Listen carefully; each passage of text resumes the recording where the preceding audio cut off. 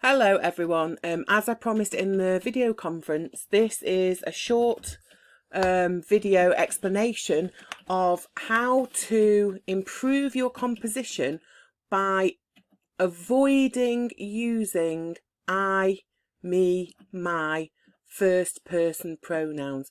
We want to be, a little bit more stylish than that and avoid using these, not use them. Okay, I'm looking at the composition that we talked about in today's conference call, and you can see here's a quote to lead us into it, but this section here is the main event. Okay, and this is a comment composition, and that's the essential point, that we've got to comment on the current obsession with fake news.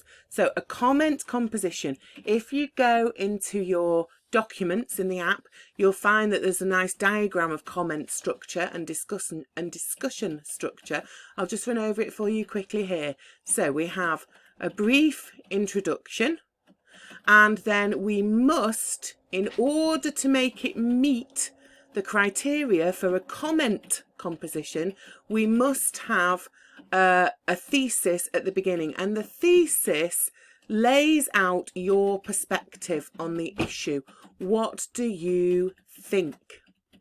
And this is what we're talking about really now, because the problem is that when we try and lay out what we think, we often end up saying, in my opinion, as far as I'm concerned, or I think that.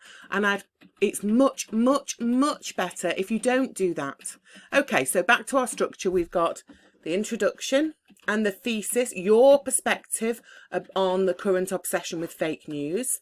Then we have comments which support the thesis, examples, explanations which support the thesis. And you'll have 3 paragraphs of that.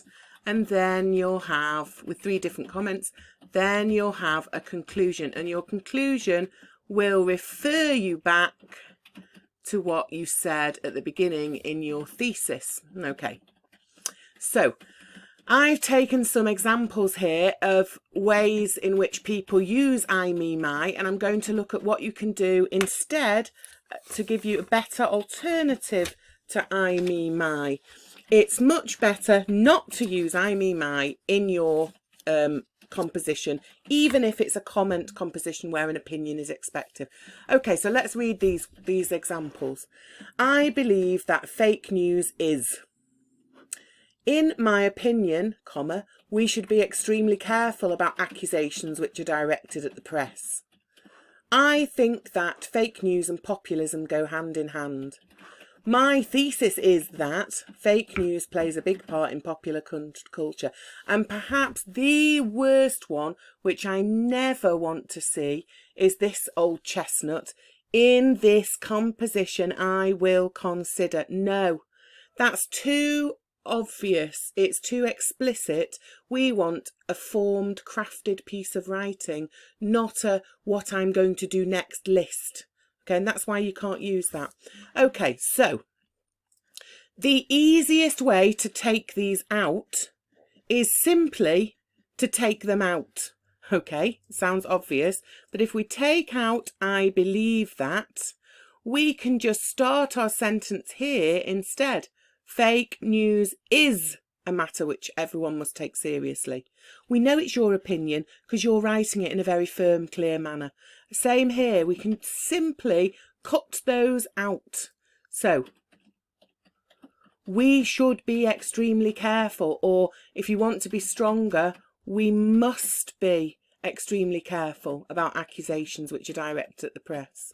Okay, again, take out I think that, and just start with fake news and populism go hand in hand. Okay, and then my thesis is.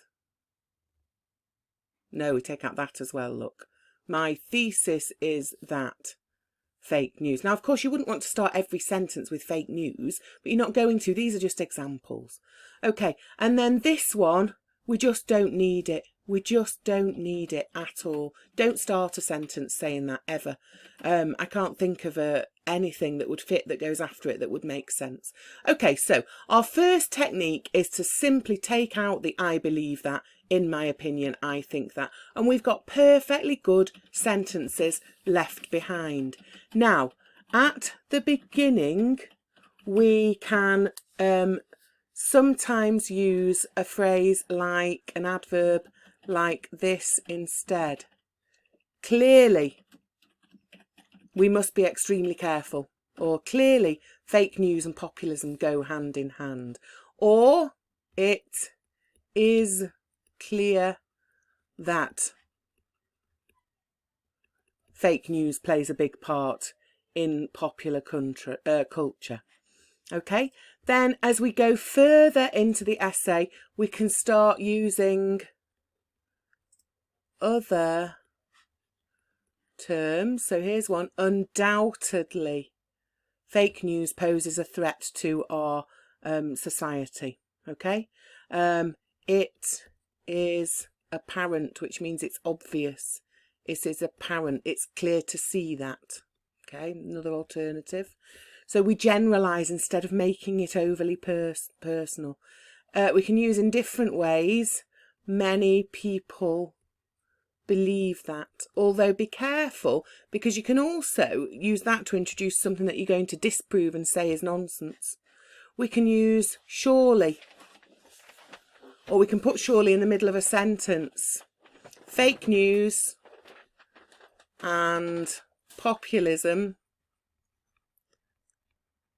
surely go hand in hand. Okay, so we've put surely in the middle of the sentence there. We've got others. One might argue that.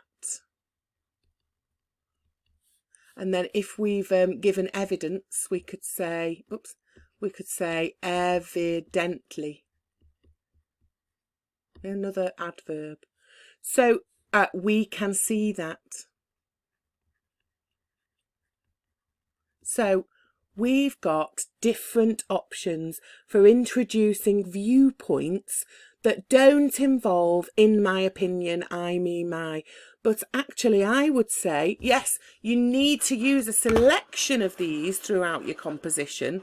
These things that, things like, although it is the case that, you've got lists of these in different places.